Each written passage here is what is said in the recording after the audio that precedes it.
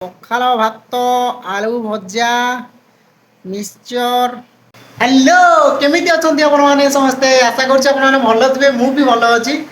ଆଉ ଆଜି ମୋର ଡ୍ୟୁଟି ଅଫ୍ ଥିଲା, ଏତେ ମୁଁ ଡ୍ୟୁଟି ଯାଇନି। ଆଉ ଦିନ ବର୍ତ୍ତମାନ ପାଇଁ 2ଟା ବାଜିଲେଣି, ଏପର୍ଯ୍ୟନ୍ତ ମୁଁ ଗାଧୁଆ ପାଧୁଆ ବି କରିନି। ଆଉ ମେସରେ ଏବେ କେହି ନାହାନ୍ତି, ଏକୁଟିଆ ମୁଁ ଅଛି। ଆଜି ଯେହେତୁ ମଙ୍ଗଳବାରଟି, ଆଜି ତ କିଛି ନନଭେଜ୍ ଖାଇବାନି।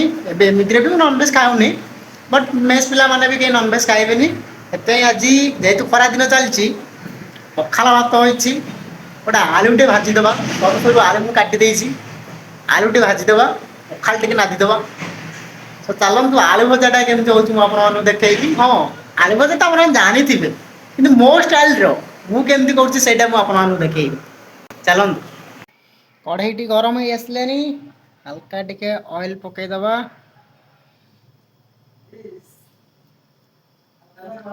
ଏବେ ହାଲକେଇକି ଜିରାଟା ଛାଡ଼ିଦବା। ତାପରେ ଲଙ୍କା ଗୋଟେ ଛାଡ଼ିଦବା। ଯେହେତୁ ଆଜି ମଙ୍ଗଳବାର, ମୁଁ ପିଆଜ ରସୁଣ ଖାଏନି, ବିନା ପିଆଜ ରସୁଣ ଖାଏ। ସେଥିପାଇଁ ଆଜି ବିନା ପିଆଜ ରସୁଣ ଭଜାଟା କରିବା। ତାପରେ ଆଳୁଟା ଛାଡ଼ିଦବା। ସବୁଠୁ ପ୍ଲସ୍ ପଏଣ୍ଟ ଦେଖନ୍ତୁ, ମୁଁ କେତେ ପତଳାରେ ଆଳୁ କାଟିଛି।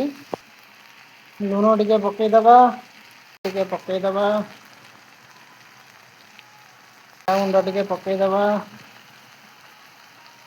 ତାକୁ ମିକ୍ସ କରିନବା। ଭଲସେ ମିକ୍ସ ହେଇଯାଇଛି, ଏବେ ଆକୁ କିଛି ମିନିଟ୍ ପାଇଁ ଢାଙ୍କିଦବା। ୱାଓ, ଦେଖିପାରୁଥିବେ ପୁରା ନାଲି ହେଇଯାଇଛି ଭଜାଟି। ଆଉ କେତେ କ୍ରିସ୍ପି ବି ହେଇଛି, ଯେଉଁଟା ମୋତେ ବହୁତ ବଢ଼ିଆ ଲାଗେ। ଆଉ ମନେ ରଖିବେ, ସବୁବେଳେ ଏମିତି ପତଳା ନଖ ପତଳା ଯଦି ଆଳୁ କାଟିବେ, ଭଜାଟି କ୍ରିସ୍ପି ହେବ। ଆଉ ଖାଇବା ପାଇଁ ବହୁତ ବଢ଼ିଆ ମୁସମୁସିଆ ଲାଗିବ, ବହୁତ ବଢ଼ିଆ ଲାଗିବ। ଏବେ ଆମେ ଆକୁ ପ୍ଲେଟରେ ସେଭ୍ କରିନେବା। ଦେଖନ୍ତୁ, ଆମର ଓଡ଼ିଆ ଘରର ଖାଦ୍ୟ। ପଖାଳ ଭାତ, ଆଳୁ ଭଜା, ମିକ୍ସଚର ଆଉ କାକୁଡ଼ି, ଲଙ୍କା, ଲୁଣ।